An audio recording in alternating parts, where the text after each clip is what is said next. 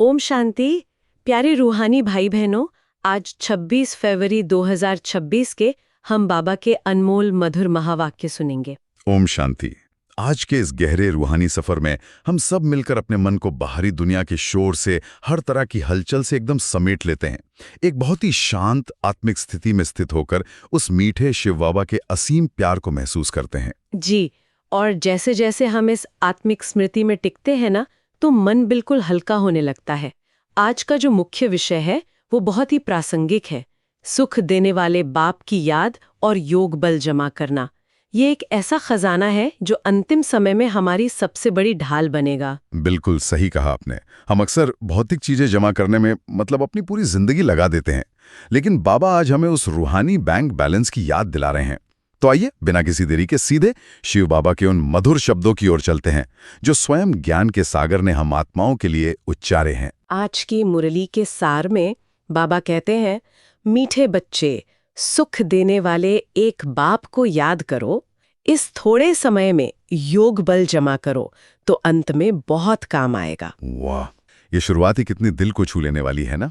मीठे बच्चे, अब सोचिए सारे ब्रह्मांड का रचयिता, वो परम सत्ता जब हमें इतनी कोमलता से पुकारता है तो आत्मा के जन्मांतर का बोझ जैसे पल भर में उतर जाता है। जी, इस एक छोटे से संबोधन में पिता का सारा वात्सल्य समाया हुआ है। दुनिया भर में इंसान सुख को न जाने कहाँ-कहाँ ढूंढता है, कभी किसी बड़ी उपलब्धि में, कभी किसी इंसान में, लेकिन यहाँ एकदम स्पष्ट दिशा मिली है। सुख देने वाले एक बाप को याद करो। और यही सोचने वाली बात है कि क्या हम सचमुच उस सुख के सागर से जुड़े हैं? क्योंकि जब हम योग बल जमा करने की बात करते हैं तो ये कोई तिजोरी में रखा धन तो है नहीं, ये तो आत्मा की वो अदृश्य शक्ति है। एकदम सही। योग बल असल में वो मानसिक और आत्मिक स्थिरता है जो तब आती है जब हमारा कनेक्शन, हमारा तार केवल एक बाबा से जुड़ा होता है। बाबा कह रहे हैं कि ये थोड़ा समय है, संगम युग का ये अमूल्य समय बहुत तेजी से बीत रहा है। अगर हम इसे आज की व्यवहारिक नजरिए से देखें तो जब हमारे सामने कोई अचानक परिस्थिति आती है, कोई संकट आता है, तब हम अक्सर घबरा जाते हैं। बाबा कह रहे हैं कि अगर अभी से शांति और शक्ति का अभ्यास होगा और यही सच्चा योग बल है, तो अंत समय की उस बाहरी और आंतरिक हलचल में हम बिल्कुल सुरक्षित रहेंगे। तो क्यों ना आज के पूरे दिन को इसी एक लक्ष्य पर केंद्रित कर दिया जाए।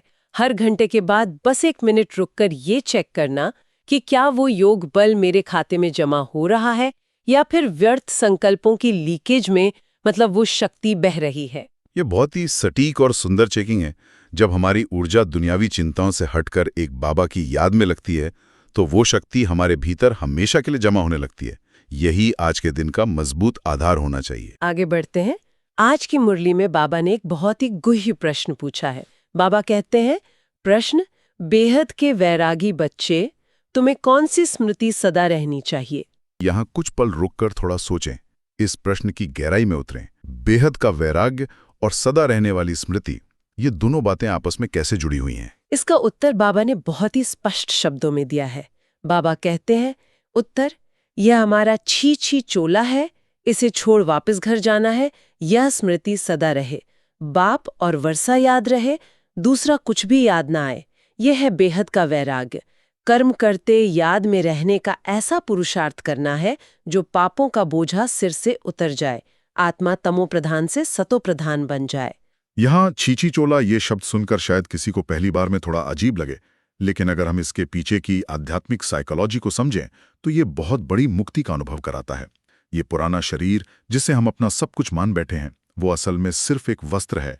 आज की दुनिया को देखिए, जहां इंसान अपने शारीरिक स्वरूप, अपनी बाहरी सुंदरता और अपनी झूठी इमेज को लेकर कितना ज्यादा ऑब्सेस्ड है। पूरी की पूरी पहचान इस हाड़ मांस के शरीर से जोड़ ली जाती है। जी, और फिर जब ये शरीर थोड़ा भी बीमार होता है या उम्र ढलने लगती है तो इंसान गहरे डिप्रेशन में चला जाता है। बाबा इस देह अभिमान की जड़ पर ही वार कर रहे हैं। ये निरंतर एहसास कि मैं ये शरीर हूं ही नहीं, ये तो सिर्फ एक पुराना चोला है, इस भारीपन से हमें तुरंत आजाद कर देता है। लेकिन यहाँ एक व्यावहारिक उलझन भी आती है। कोई सोच सकता है कि अगर शरीर और इस दुनिया से इतना बेहद का वैराग्य हो गया तो क्या हम अपने कर्म और जो हमारी परिवार की जिम्मेदारियां हैं उन्हें छोड़ दें? नहीं, बाबा ने इसका बहुत स्पष्ट समाधान दिया है। कर्म करते याद में रहने का पुरुषार्थ। हमें कर्म संन्यास नहीं करना है, बल्कि कर्म योग करना है। कमल पुष्प समान रहना है। इसे ऐसे समझा जा सकता है जैसे कोई बहुत उम्दा एक्टर जब स्टेज पर फटे पुराने कपड़े पहनकर भी कोई गरीब का रोल करता है, तो उसे पता होता है कि ये कॉस्ट्यूम उसका असली रूप नहीं है। वो अपनी एक्टिंग पूरी शिद्दत से करता है, लेकिन कॉस्ट्यूम से कोई मोह नहीं रखता। बहुत ही सटीक उदाहरण है। जब ये स्मृति पक्की हो जाती है कि हमें वापस अपने असली घर परमधाम जाना है, तो इस पुरानी दुनिया का कोई भी आकर्षण, कोई भी पद या पैसा हमें बांध नहीं सकता। हम बाप और वर्षे की याद में मग्न रहते हैं। और यही वो प्रक्रिया है जिससे आत्मा तमु प्रधान, यानी जो पूरी तरह से विकारों और थकावट से भारी हो चुकी है, वहां से निकलकर वापस सतो प्रधान, यानी अपनी संपूर्ण शुद्ध और ऊर्जावान अवस्था में लौट आती है। तो चलिए अब चलते हैं आज की पहली मुख्य शिक्षा की ओर। यहाँ बाबा ईश्वरीय पाठशाला और नई दुनिया के वर्षे की बात कर रहे हैं। बाबा कहते हैं, भगवान बाप सबका एक है। बाप आते हैं कल्प के संगम युग पर, बच्चों को फिर से पतित से पावन बनाने अर्थात वर्षा देने। अगर हम ध्यान दें तो दुनिया में ज्ञान प्राप्त करने के अनगिनत साधन हैं। बड़ी बड़ी यूनिवर्सिटीज हैं, मोटी मोटी किताबें हैं, बड़े बड़े गुरु हैं, लेकिन ये जो ईश्वरीय पाठशाला है, ये पूरे कल्प में, पूरे 5000 साल के चक्र में सिर्फ एक बार खुलती है। सोचने वाली बात है, स्वयं ज्ञान का सागर आकर हमें पढ़ा रहा है। जब इस एडॉप्शन की बात होती है कि शिव बाबा प्रजापिता ब्रह्मा के मुख द्वारा हमें अपना बनाते हैं, हमें गोद लेते हैं, तो ये कोई किताबी थ्योरी नहीं है, ये एक वास्तविक अलौकिक जन्म है। जी, इसे इस तरह महसूस किया जा सकता है जैसे किसी साधारण से अनाथ बच्चे को अचानक कोई बहुत बड़ा राजा गोद ले। उस पल उस बच्चे की मानसिकता, उसका रुतबा, उसके सोचने का तरीका एक झटके में बदल जाता है। उसे पता होता है कि अब सारा राजपाट मेरा है। एकदम सही कहा। और यहाँ तो स्वयं स्वर्ग के रचयिता ने हमें गोद लिया है, तो वर्षा भी क्या मिलेगा? स्वर्ग की बादशाही। इस एक स्मृति मात्र से कि स्वयं सर्वशक्तिमान भगवान मुझे रोज सवेरे पढ़ा रहे हैं, जीवन की सारी छोटी मोटी चिंताएं बिल्कुल अर्थहीन लगने लगती हैं। तो यहाँ हर आत्मा को स्वचिंतन करना चाहिए कि जब स्वयं भगवान मेरा शिक्षक है, तो क्या इस पढ़ाई पर मेरा पूरा ध्यान है? क्या मैं रोज मुरली को उसी सम्मान के साथ सुनता हूँ? क्या वो रूहानी नशा मेरे व्यवहार में झलकता है? दूसरी शिक्षा में बाबा आत्मा की उस लंबी यात्रा का जिक्र करते हैं जो हम सबने तय की है। बाबा कहते हैं, तुम सतयुग में सतो प्रधान थे, फिर रजो तमो में आए हो। नई दुनिया में आदि सनातन देवी देवता धर्म था। तुम ब्राह्मणों का ऊंचे से ऊंचा वर्ण है। ये एक बहुत बड़ा और शक्तिशाली रिमाइंडर है। दुनिया की ठोकरें खाकर हम अक्सर खुद को कलयुग की एक थकी हुई, कमजोर और पापी आत्मा मान लेते हैं, लेकिन बाबा हमें याद दिला रहे हैं कि बच्चे, तुम्हारा ओरिजिनल स्वरूप तो वो 16 कला संपूर्ण देवता का था। यहाँ जो सतो प्रधान से रजो और तमो में आने की बात है, उसे थोड़ा गहराई से समझना जरूरी है। इतिहास भी गवाह है कि कैसे द्वापर युग से इंसान वाम मार्ग में गया। वाम मार्ग यानी जब इंसान अध्यात्म की शुद्धता से कट गया। जी, वो वाम मार्ग जहां पूरी तरह से देह अभिमान, भौतिकतावाद और 5 विकारों ने इंसान को जकड़ लिया।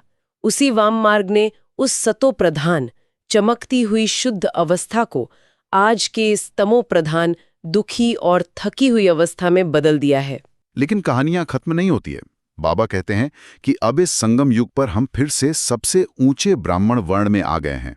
ये देवताओं से भी ऊंचा वर्ण है, क्योंकि ये सीधा परमात्मा की रचना है। हम शिववंशी ब्रह्मा कुमार और कुमारियां हैं। ये बहुत ही श्रेष्ठ भाग्य की अनुभूति है, जब हमें यह नशा रहता है कि मैं उस ऊंचे ते ऊंचे ईश्वरीय ब्राह्मण कुल की आत्मा हूं, तो हमारे संकल्प, हमारे बोल और हमारे कर्म अपने आप श्रेष्ठ होने लगते हैं। कोई नीचा या साधारण कर्म हम कर ही नहीं सकते। तीसरी शिक्षा बहुत ही तार्किक और गहराई लिए हुए है, जहां बाबा सच्चे लिबरेटर की पहचान देते हैं। बाबा कहते हैं, मैं ज्ञान का सागर, आनंद का सागर, पवित्रता का सागर हूं। 21 जन्म तुम पवित्र बनते हो, फिर विषय सागर में पड़ जाते हो। बाबा आकर ज्ञान समझाते हैं जिससे तुम स्वर्ग के मालिक बनते हो। भक्ति मार्ग में हमने मुक्ति के लिए, मतलब शांति के लिए क्या कुछ नहीं किया। ठंडे पानी में शारीरिक स्नान किए, दूर दूर के तीर्थ किए, लेकिन ये एक बहुत ही सीधा सा लॉजिक है कि जड़ पानी कभी भी चेतन आत्मा की मैल को साफ कैसे कर सकता है। पानी तो सिर्फ इस बाहरी शरीर को साफ करेगा, आत्मा पर जो जन्म जन्मांतर के विकारों की, बुरे संस्कारों की जो गहरी मैल चढ़ी हुई है, उसे साफ करने के लिए तो ज्ञान और पवित्रता के सागर में ही डुबकी लगानी होगी। वही सच्चा स्नान है। ये बात बिल्कुल स्पष्ट करती है कि सच्चा लिबरेटर यानी मुक्तिदाता कौन है। एक सच्चा लिबरेटर सिर्फ बाहरी दुखों से नहीं बचाता, बल्कि वो इंसान को उसके ही मन के बनाए हुए जाल से, उन पुराने अशुद्ध संस्कारों से आजाद करता है जो उसने खुद पर थोप रखे हैं। और ये जो रूहानी याद की यात्रा बाबा हमें सिखाते हैं, ये बुद्धि की यात्रा है। शरीर से अपने घर में एक ही जगह बैठे बैठे बुद्धि से उड़कर परमधाम पहुंच जाना। दुनिया का कोई भी देहधारी गुरु आत्मा को परमधाम ले जाने की ये विधि नहीं सिखा सकता। जरा सोचिए, जब उस पवित्रता के सागर शिव बाबा की लाल सुनहरी किरणें सीधा आत्मा पर पड़ती हैं, तो अंदर का सारा शोर, सारी चिंताएं, सारी नेगेटिविटी कैसे अपने आप भस्म होने लगती हैं।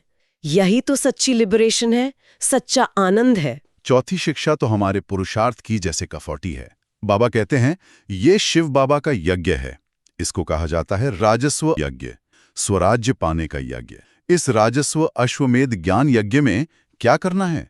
शरीर सहित जो कुछ है वो बलिहार करना है अथवा स्वाहा करना है।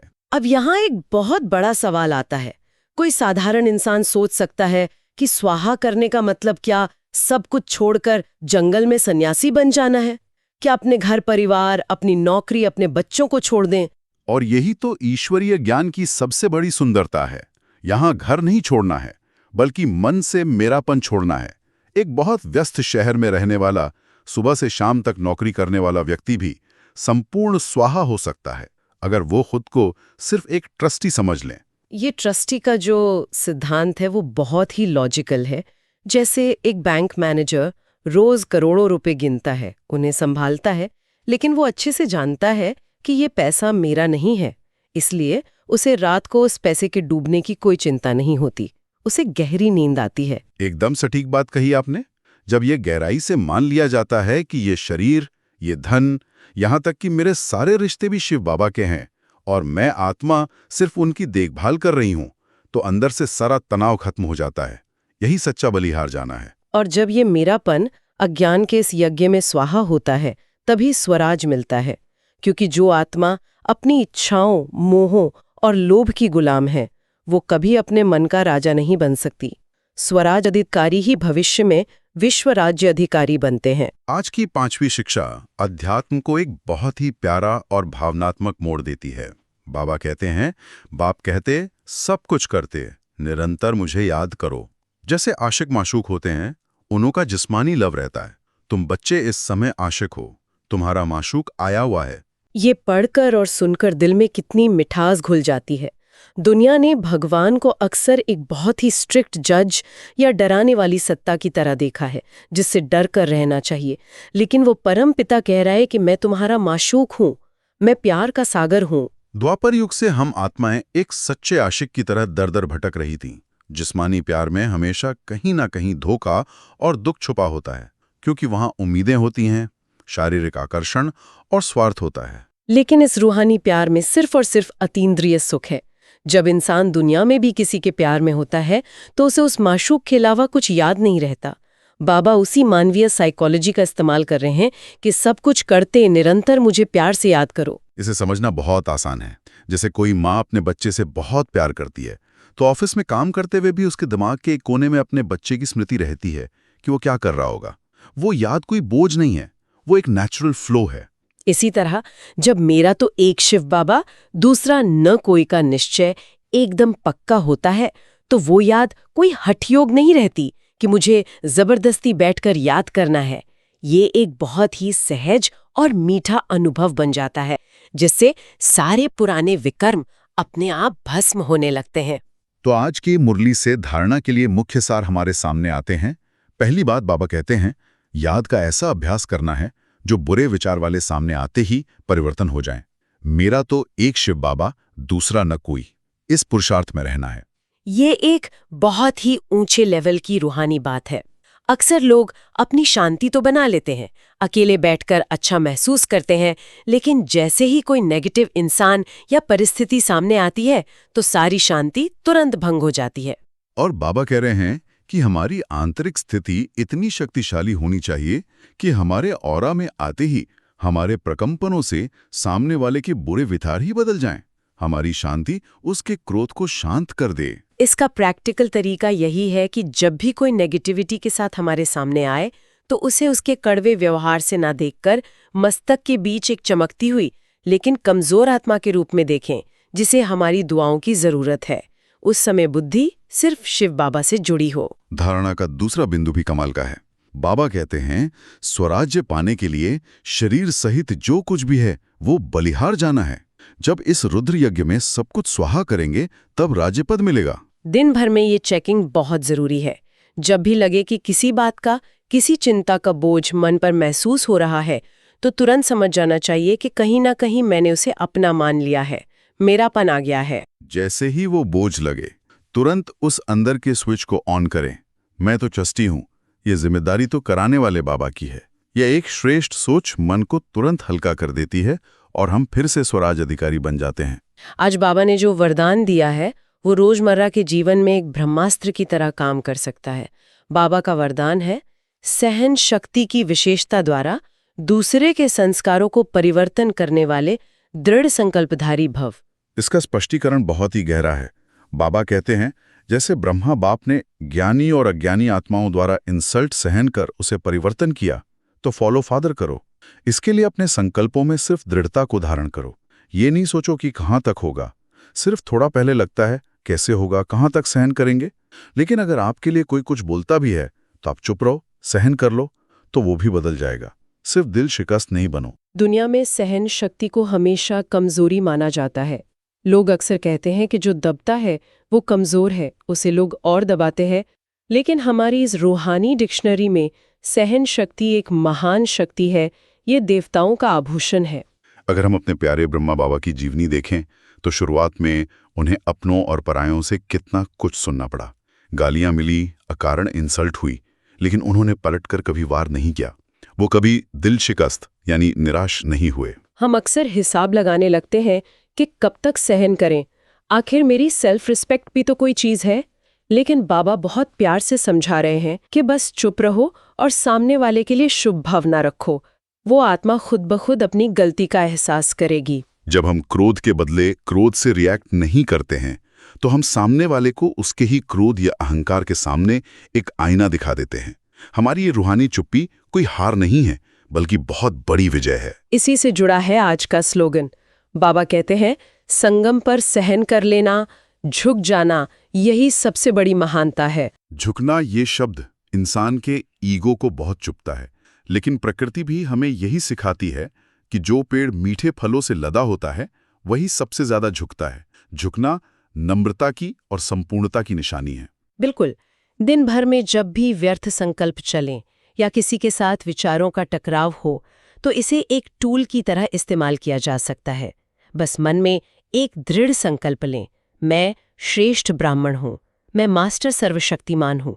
झुक जाना मेरी कमजोरी नहीं, मेरी सबसे बड़ी महानता है। आइए अब गहराई से सुनते हैं आज के अव्यक्त इशारे। बाप दादा कहते हैं, एकता और विश्वास की विशेषता द्वारा सफलता संपन्न बनो। बाप दादा चाहते हैं कि बच्चों की पहले साथियों में, सेवा में, वायुमंडल में एकता हो, फिर एक बल, एक भरोसा, एक मत हो, तब सेवा में सफलता मिलेगी। जैसे नारियल तोड़कर रिबन काटकर उद्घाटन करते हो, ऐसे एक मत, एक बल, एक भरोसा और एकता की रिबन काटो और फिर सर्व के संतुष्टता, प्रसन्नता का नारियल तोड़ो। ये पानी धरनी में डालो, फिर देखो सफलता कितनी होती है। बाप दादा ने यहाँ कितना सुंदर और प्रैक्टिकल रूपक दिया है। हम दुनिया में कोई भी शुभ काम करते हैं, कोई दुकान खोलते हैं तो रिबन काटते हैं, नारियल फोड़ते हैं, लेकिन हमारी ईश्वरीय सेवा में ये रिबन है एकता की और नारियल है संतुष्टता का। कई बार हम देखते हैं कि सेवा तो बहुत बड़े स्तर पर हो रही है, बहुत सारे साधन लग रहे हैं, लेकिन अगर टीम के अंदर ही मनमुटाव है, अगर आपस में एक मत नहीं है, तो वो सेवक कभी भी रूहानी सफलता नहीं लाती। यहाँ एक प्रैक्टिकल बात सामने आती है। जब 10 लोग एक साथ कोई ईश्वरीय कार्य करते हैं तो 10 अलग अलग राय हो सकती हैं, जो स्वाभाविक है। ऐसे में एकमत कैसे हो? यहीं पर काम आता है एक बल, एक भरोसा। जब पूरी टीम का भरोसा अपनी अक्ल या अपने टैलेंट पर नहीं बल्कि सिर्फ एक शिव बाबा पर होता है, तो वहां किसी का अहंकार नहीं टकराता। अगर किसी दूसरे की राय मान भी ली जाए तो कोई दिल शिकस्त नहीं होता, क्योंकि सबको पता है कि कराने वाला तो बाबा है। योगी हो या कोई नई अज्ञानी आत्मा, हमारे व्यवहार से बिल्कुल प्रसन्न और संतुष्ट होकर जाए, यही सच्ची सफलता है। आज की इन अनमोल और गहरी शिक्षाओं को अपने रोम रोम में समाने के लिए आइए कुछ पल के लिए 5 शक्तिशाली स्वमान का अभ्यास करते हैं। हमारा पहला स्वमान है, मैं बेहद का वैरागी सतो प्रधान आत्मा हूँ। महसूस करें मस्तक के बीच मैं एक चमकती हुई सतो प्रधान ज्योति हूँ। मैं इस छी छी चोले से, इस शरीर से बिल्कुल न्यारी हूँ। इस पुरानी दुनिया की कोई भी चीज मुझे अब बांध नहीं सकती। आज सारा दिन इसी अवस्था में स्थित रहें। जब भी आईने में खुद को देखें तो उस बाहरी शरीर को नहीं बल्कि मस्तक के बीच चमकती उस सतो प्रधान ज्योति को देखें, जो इस दुनिया में बस कुछ समय के लिए एक मेहमान है। हमारा दूसरा स्वमान है, मैं शिव बाबा के राजस्व यज्ञ में सर्वस्व स्वाहा करने वाली ट्रस्टी आत्मा हूँ। अनुभव करें, मेरा अपना कुछ है ही नहीं। मेरी जिम्मेदारियां, मेरे रिश्ते, मेरा धन, सब मैंने उस परम सत्ता को सौंप दिए हैं। मैं बिल्कुल बेफिक्र एक आज्ञाकारी ट्रस्टी हूँ। आज ऑफिस में या घर पे जब भी कोई तनाव हावी होने लगे तो तुरंत इस स्थिति में लौट आएं। जब सब कुछ मेरे मीठे बाबा का है तो मैं चिंता क्यों करूं? मैं तो सिर्फ निमित्त ट्रस्टी हूं। तीसरा स्वमान है, मैं ज्ञान और पवित्रता के सागर की संतान मास्टर ज्ञान सागर हूँ। अनुभव करें कि परम धाम से ज्ञान और पवित्रता की वो असीम लाल सुनहरी किरणें सीधा मुझ आत्मा में समा रही हैं। मैं अपनी ओरिजिनल 16 कला संपूर्ण पवित्र अवस्था में लौट रही हूँ। हर परिस्थिति में इसी स्वमान में स्थित रहें। दुनिया का कोई भी भ्रम, कोई भी अज्ञान मुझे डरा नहीं सकता, क्योंकि स्वयं ज्ञान का सागर मेरा पिता मेरे साथ है। चौथा स्वमान है, मैं सहन शक्ति की देवी या देवता हूँ। अपने भीतर ब्रह्मा बाबा जैसी उस असीम शांति और गहराई का अनुभव करें। मैं एक शांत स्वरूप आत्मा हूँ। कोई कुछ भी कहे, कोई कितना भी क्रोध करे, मेरी रूहानी मुस्कान कोई छीन नहीं सकता। आज पूरे दिन में अगर कोई आपके साथ कटु व्यवहार करे भी तो बिना रिएक्ट किए, बिना दिल शिकस्त हुए उसे अपनी शांति और शुभकामनाओं से बदल देना है। हमारा पांचवां और अंतिम स्वमान है, मैं एक बल, एक भरोसे में रहने वाली सफलता मूर्त आत्मा हूँ। उस अटूट विश्वास को महसूस करें, मेरा एक ही सहारा है, मेरा मीठा माशूक शिव बाबा, और उसी के बल से, उसी के मार्गदर्शन से मेरा हर कर्म, मेरी हर सेवा स्वतः ही सफल है। अपने ब्राह्मण परिवार में और सेवा के हर क्षेत्र में इसी एकता और संतुष्टता की लहर को फैलाते हुए सदा इस निश्चय में टिके रहें कि सफलता तो हमारा जन्मसिद्ध अधिकार है। हमें एक बहुत ही अलग रूहानी ऊंचाई पर ले गया है। ये बिल्कुल स्पष्ट हुआ कि कैसे इस छीछी चोले से वैराग्य ही सबसे बड़ी मानसिक आज़ादी है और कैसे सब कुछ स्वाहा करके एक ट्रस्टी बनना ही सच्ची शांति का रास्ता है। जी, और साथ ही सहन शक्ति जो दुनिया की नज़रों में कमजोरी है, वही हमारी सबसे बड़ी रूहानी ताकत है। ये सब कुछ सिर्फ एक ही चाबी से संभव है, अपने रूहानी माशूक से, वो सच्चा निस्वार्थ प्यार जो निरंतर हमारे अंदर योग बल जमा करता रहता है। हमें पूरी आशा है कि आज के इन गहरे ईश्वरीय विचारों ने आपके भीतर की उस सोई हुई रूहानी शक्ति को जरूर जगाया होगा। रोज बाबा की श्रीमत की इस गहराई और उनके निस्वार्थ प्यार से जुड़े रहने के लिए आप हमसे जुड़े रहें, सब्सक्राइब करें, ताकि ये रूहानी सफर यूं ही बिना रुके चलता रहे। जाते जाते आज एक बहुत गहरे स्वचिंतन के साथ हम आपको छोड़ते हैं। जरा सोचिएगा, अगर आज रात हमारे सारे दुनियावी लेबल्स, हमारा नाम, हमारा पद, बैंक बैलेंस, हमारे रिश्ते, सब कुछ हटा दिया जाए, तो कल सुबह जो मैं जागेगा वो असली स्वरूप कौन सा है? कितनी गहरी बात है। इसी आत्मिक स्मृति के साथ अपने भीतर योग बल बढ़ाते रहें और सदा मुस्कुराते रहें। अच्छा, ओम शांति।